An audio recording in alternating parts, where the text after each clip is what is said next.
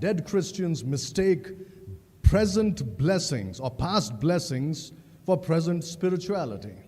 రెండవదిగా ఈ మృతులైనటువంటి క్రైస్తవులు గతంలో ఇవ్వబడినటువంటి ఆశీర్వాదాలను పరిగణలోనికి తీసుకొని నేను ఇప్పుడు ఆత్మీయంగా బాగానే ఉన్నాను, ఇదే నా ఆత్మీయ జీవితం అనుకుంటున్నారు. Thirdly, we have seen that dead Christians mistake high standards for spirituality.